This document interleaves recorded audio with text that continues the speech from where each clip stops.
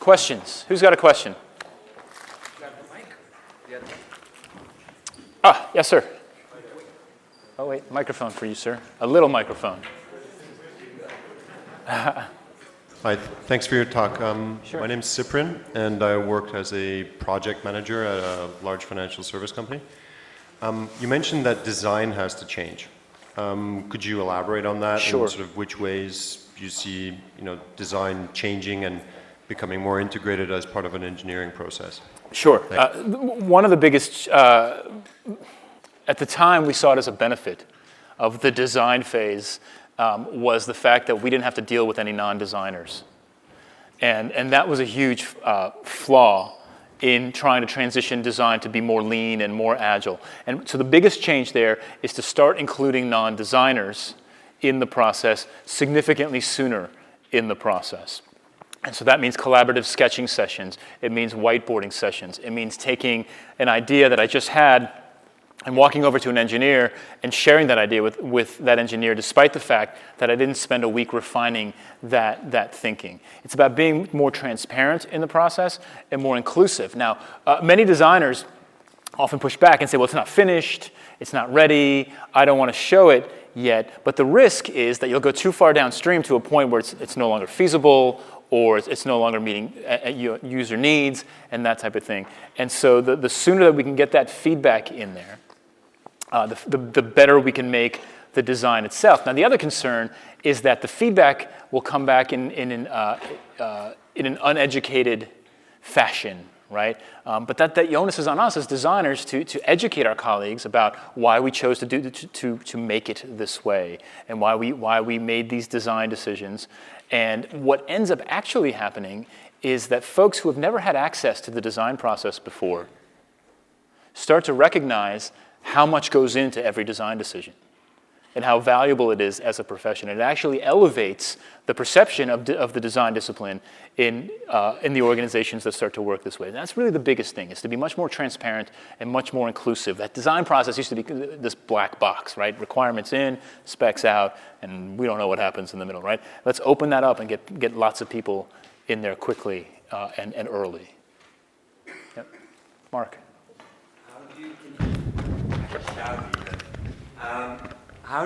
Can you share some insights on how you go about changing the culture from very traditional to a place where it's safe to fail and safe to learn, as you described? Yeah,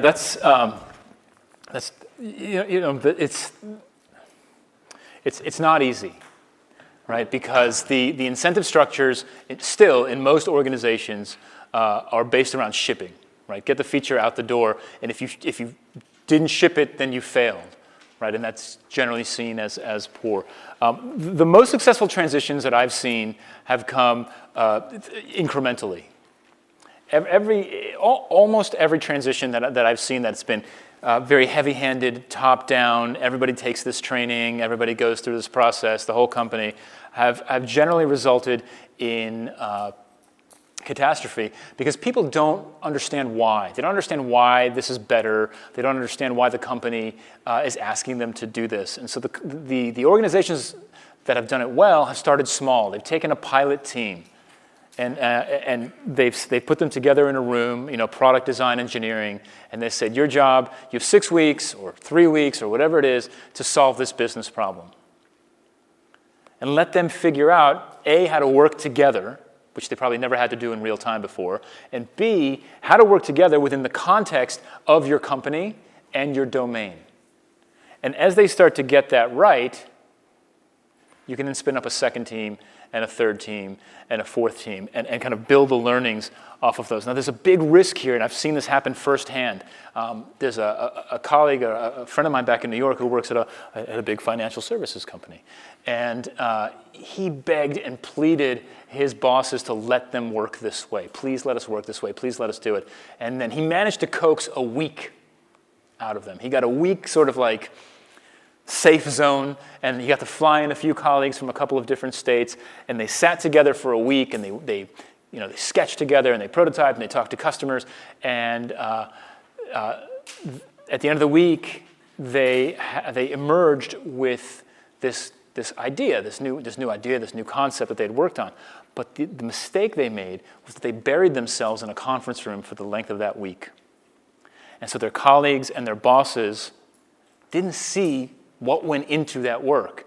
And so they ended up just creating another flavor of what's sometimes known as ta-da design. You guys know that concept? Right? Ta-da, right? We did it, it's beautiful, right? And it's essentially what happened here. Even though they worked collaboratively, they did all the stuff that I talked about, but they did it in a dark corner of the office where no one saw them.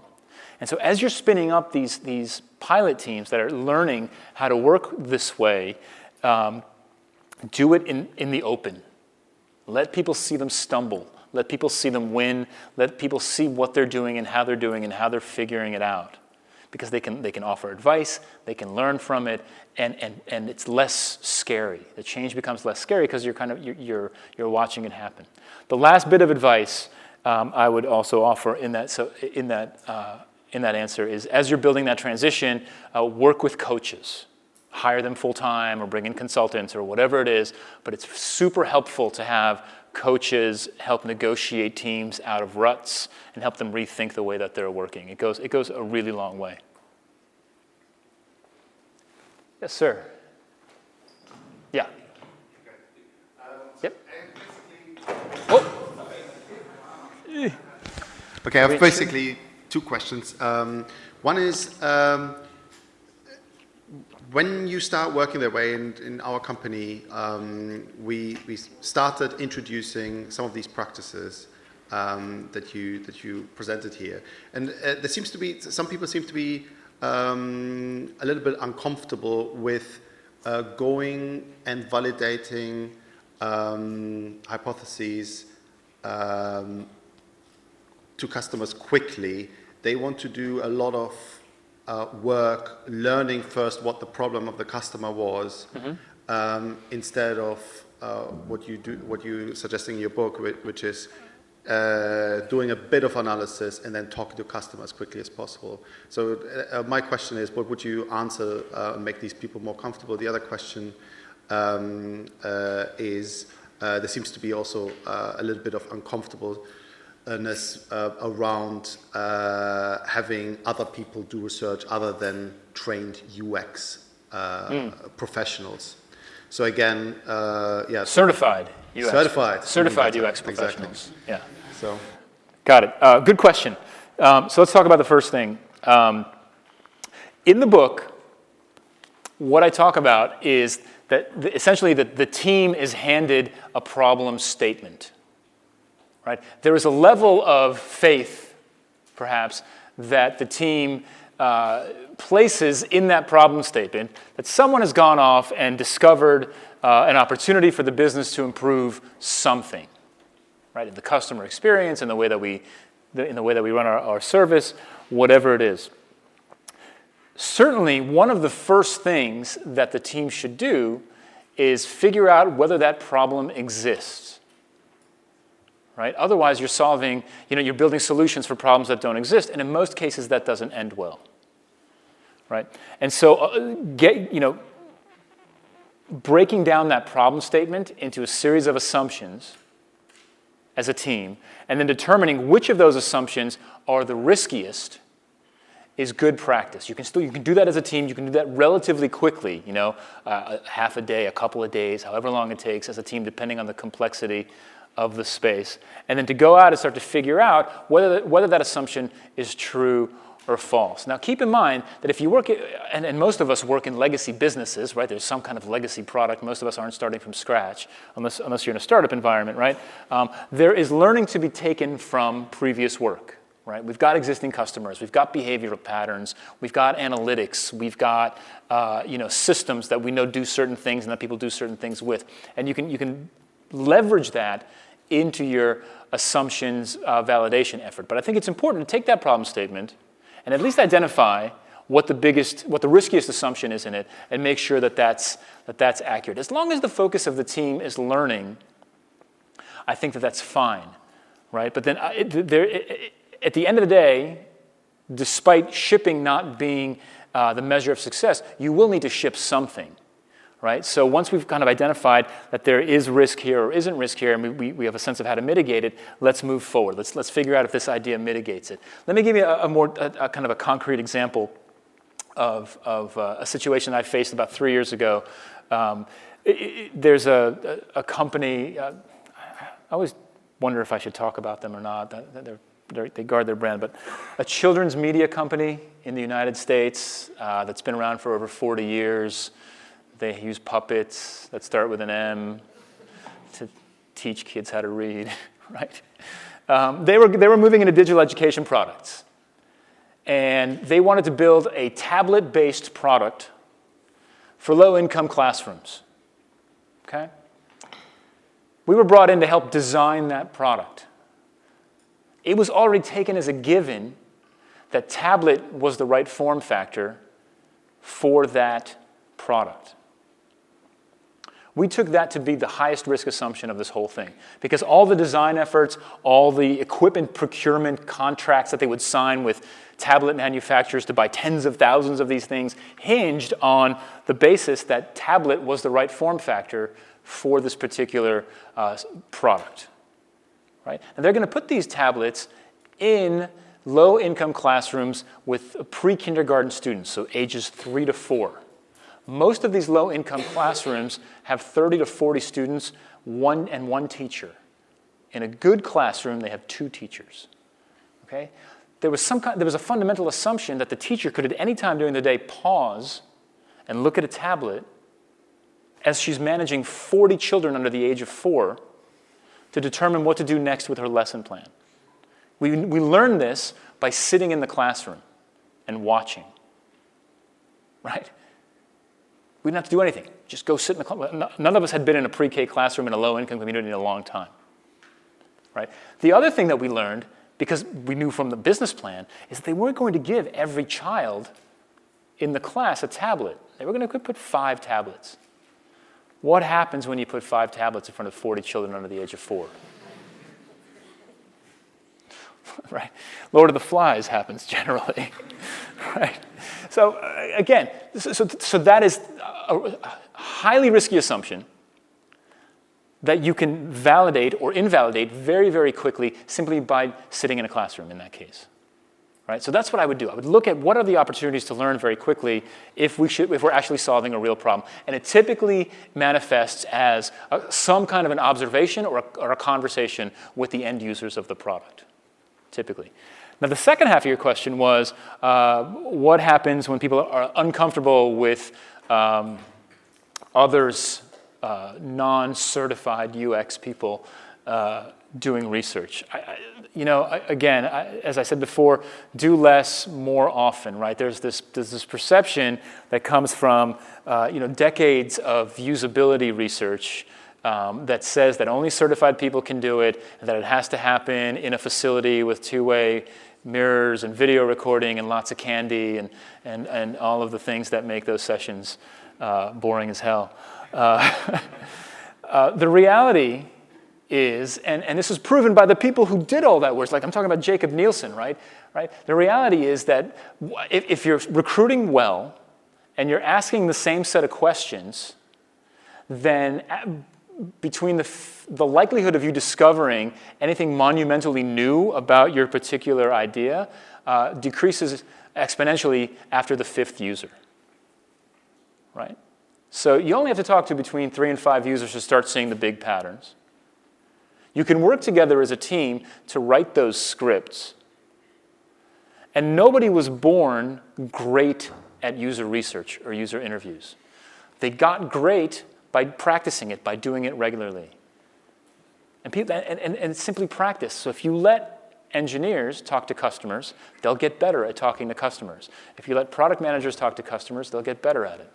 And so, and what's nice is if you take, say, a 6-person team, 8-person team, and you divide them out into pairs, and let each pair go find 5 customers to talk to over the course of a half day, you've exponentially increased the number of people that team has talked to and the insight that they've gained in a short amount of time. And I think you'll find that people simply get better information as they do this more often, they get more comfortable with it.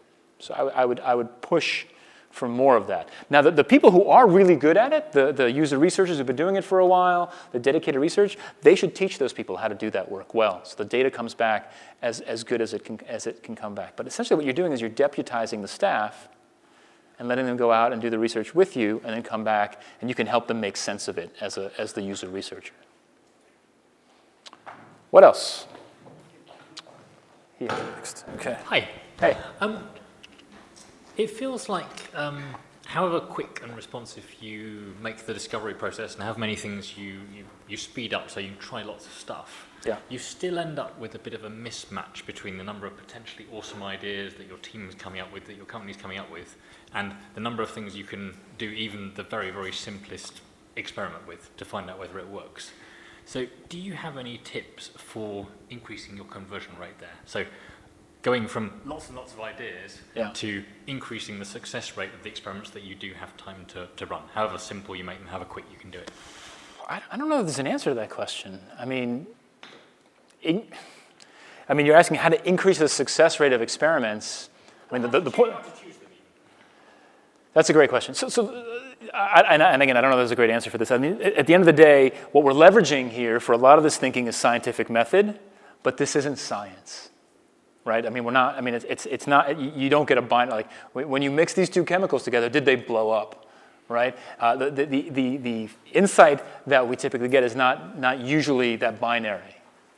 And I think that at a certain point, you have to at least see what you're ultimately looking for, especially in the early stage experiments, is a direction, a scent, a smell that says this smells more right than that. So let's take another little baby step in this direction. Right? Remember, every step is small. We're not taking giant steps. So at some point, you're just going to have to make the call and say this feels like the right next step. But the next step is another small experiment, and you may find out that that was a bad choice, and you can come back to the list. Right? We don't throw away that backlog of experiments, right? Because if we start to see that the ones that we chose are failing, we can go back to that list and pick up some of the other ones. But as far as a formula for picking, I don't know if there is one. I think you have to figure out. It's contextually specific to the project and the experiment and the feedback that you have. What else? There's one right there. We're talking about allowing people to fail and creating a safe environment. So my next question would be, how do you convince the budget holders that it's safe to fail and to allow you to fail? Yeah. So I'm going to give you the answer. I'm going to give you comes from a services point of view, because I've spent the last 3 years helping to launch a services business, a consulting business that works this way. But I think you can apply it in an in-house context as well. The pitch that we make is risk mitigation. Right? Let's say you have $100,000 for a project. Okay, you can say, look, what we're going to do is we're going to take 10% of that budget, and we're going to use that 10% for learning. Learning activities, experiments, recruiting customers, building prototypes, buying Google AdWords to landing pages, whatever it is, whatever experiments we decide to run, right? And we're going to use the learning that comes out of that 10% of the budget to determine how best to spend the remaining 90%. What that should give us is a slightly better chance at picking the right things to spend the 90% on. Right? So ultimately what this is, it's risk mitigation. It's making sure that we pick the right things to work on, the things that matter to customers, the things that when we ask, so what, we can say, well, it actually made people happier, more successful, right? That type of thing. So can we take a portion of the budget, and again, it doesn't have to be a big portion of it, and make sure that it helps us make better choices along the way. Now, the other thing that's key to remember, and I think that's one thing that gets lost in this, is we talk about research and learning a lot, but it doesn't ever seem to have the same kind of weight that engineering, right? We'd never cut engineering, right? We'd never cut product management, and in most cases, right, we'd never cut some amount of design. But for some reason, research can be thrown out the window. There's still that perception that research can be thrown out the window. And I think that that's the biggest thing that we have to try to sell, is to say, is that research a little bit of it, done iteratively, is the way that software is built today. As much as writing code or designing or defining the product, research is simply another component in that sprint every week. And through that research, we reduce the risk of building things that people don't want. And I think that's the sales pitch. Now, remember, it's important to translate that sales pitch to the language of the people that you're trying to convince. Right? So if you're trying to convince the CFO, or someone who's budgeting a project, you want to speak the language of money, right? Dollars and cents, or pounds and cents, pence. What is it? I don't know.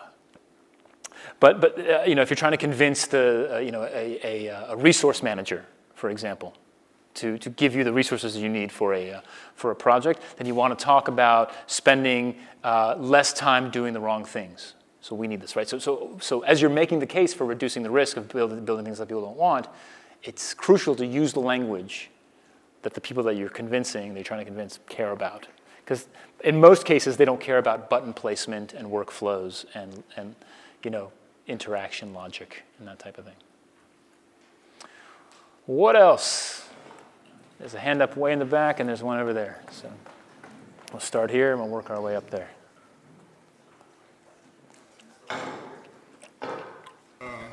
It's okay, yeah? Okay.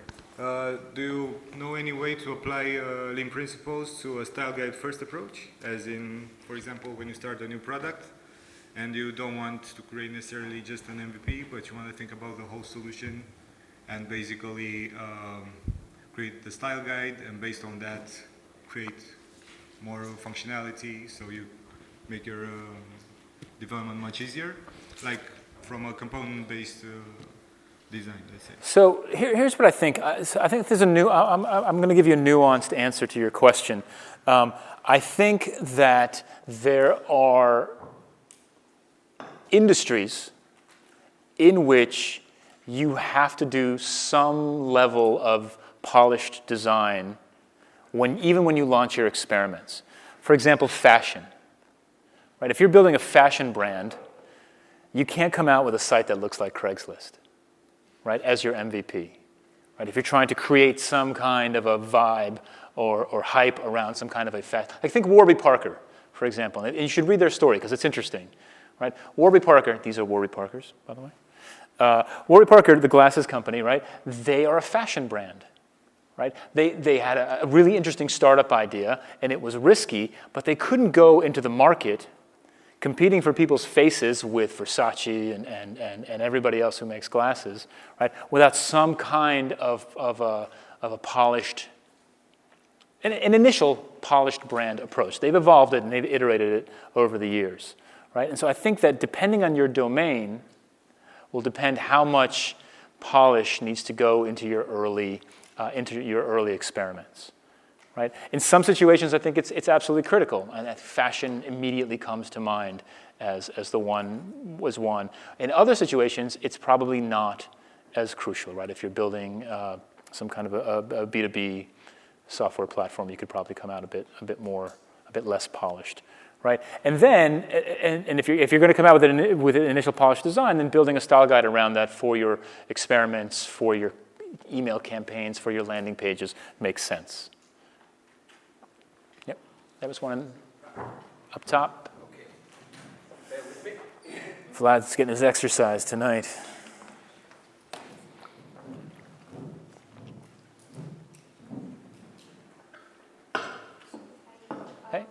So in my company, we're trying to move through more of a lean UX. And it seems like devs and designers are embracing it more than senior management.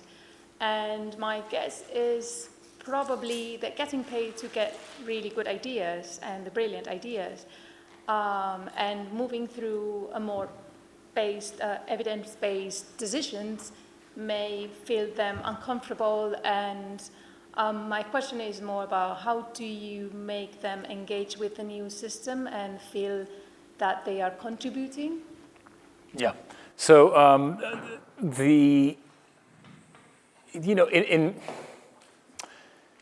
in my experience, involving them involving engineers in the design process earlier than they're used to often makes them very happy. So I think that's a great place to start. I think for engineers who have never met their customers, it's often a very eye-opening experience for them to watch somebody struggle to use a bit of code that they wrote, which is another a powerful way to get people involved.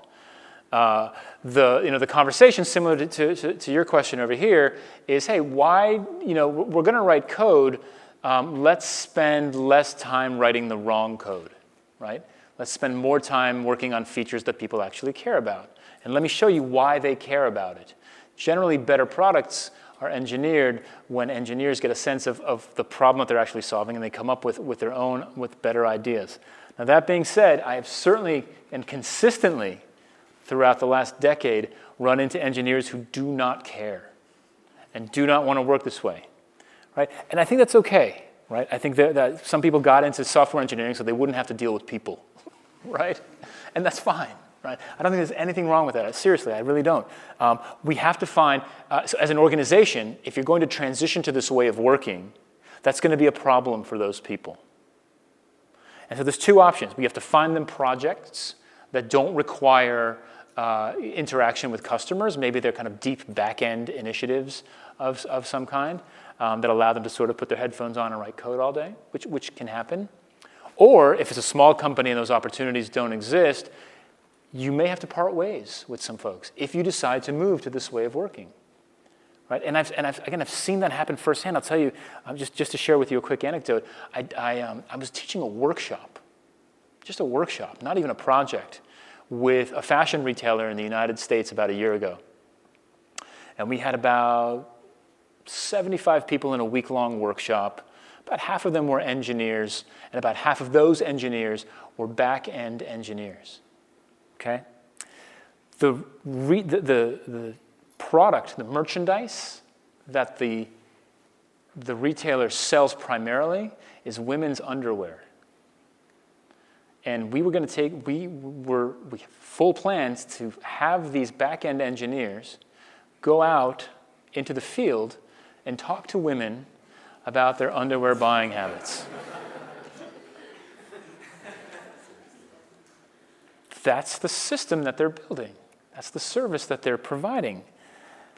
And I had to thwart a mutiny because I had about a dozen of those back-end engineers threatened to quit their jobs, not the workshop, right? They were going to walk away from their jobs if we were going to make them go out and talk to women about their underwear buying habits, right? And as funny as it was, really scary at the time because I was just teaching. I didn't want anybody to quit over the workshop, right? But it was a really great teaching moment for the company, right? If you're truly going to embrace this way of working, it's going to cause some friction. And there are some people who will go with the flow and make the transition, and there are others who won't. And you need to decide what to do with those who won't go, right? And in some cases, there might be projects that make sense for them, and in other cases, it may be time to part ways. And that's okay. Right? That's a decision that you make as an organization. Just to give you a sense of how that story ended, by the way, they ended up not quitting, not their jobs and not the workshop, and we did send them out into the field as note takers, right? Which, again, not a bad way to go about it. They didn't have to do any talking. They just took notes. They went with somebody who was much more comfortable, a product manager or a UX person, who was far more comfortable talking to women about that particular subject, and they just took the notes. So they heard it firsthand. They participated in it, but they didn't have to do any talking, so it worked out. Other questions? Just one here. Two. Let's do two. We got that one and this one. All right, we'll do last two. Thanks. My question is about what's a good set of outcomes to measure. So if you're doing the mobile commerce team, you're the mobile commerce team, at a certain level, the profit or the sales is an outcome. But then you have a second leading set of metrics Right. on time to, abandon rate and time to order. So there are a lot of drivers, and then there's the outcome. So how do you, at the end of the day, what do you focus on, or how do you shrink it down? How many outcomes should you? Great question, and I think you articulated it really well. There are two types of metrics: strategic metrics and tactical metrics. Right? There's sort of like sales. Right? How much money did we generate via mobile? And then there are sort of the leading indicators that we are going to generate more money via mobile. Right? The recommendation that we always make is to focus your teams on the tactical leading indicators. So decrease abandon rate, increase login success rate, decrease number of requests to customer service, increase the number of credit cards stored in the system, right? That type of thing, and give them very quantifiable goals. And then once they hit those goals, let them move on to the next thing. So the trick, of course, is to identify those leading indicators, right? Have a good sense of your metrics and of your customer behaviors, and then realize what's actually driving mobile commerce and focus the teams on those tactical KPIs. And when they hit their outcome goals, move on to the next one. Okay? Last question is this guy right here.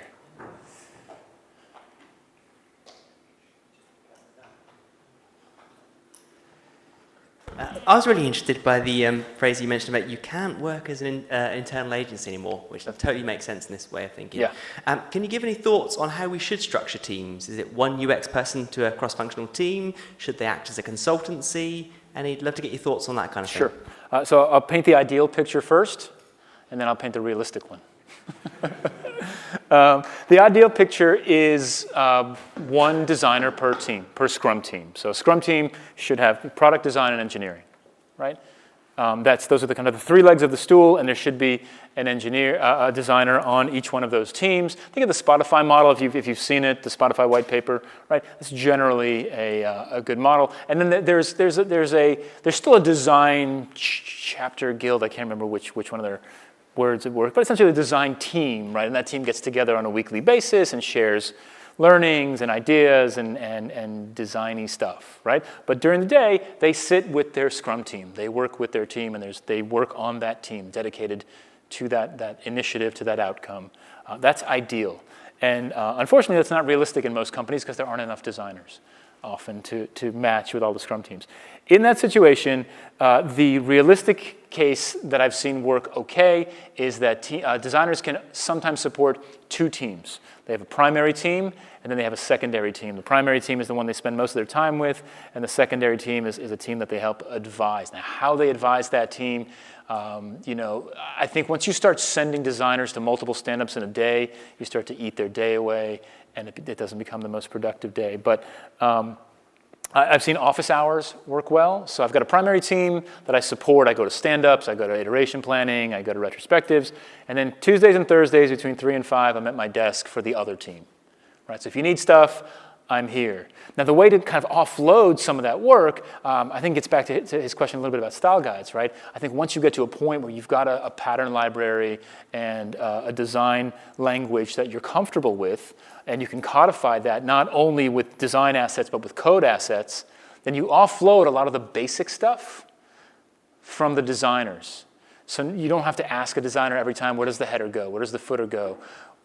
Should we use a carousel? No. Right? Right?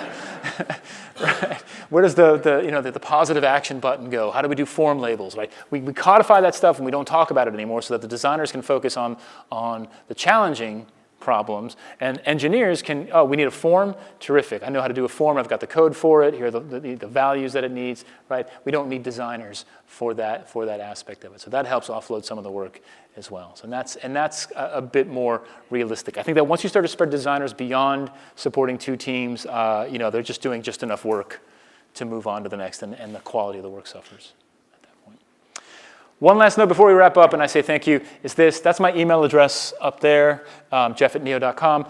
Email me. If you didn't get your question answered or asked, or if you think about it tomorrow or next week, just email me. I'm always online, and I'd be happy to chat with you and let you know what I think. All right. So thanks so much for spending your evening with me, and thanks to these guys for making it happen.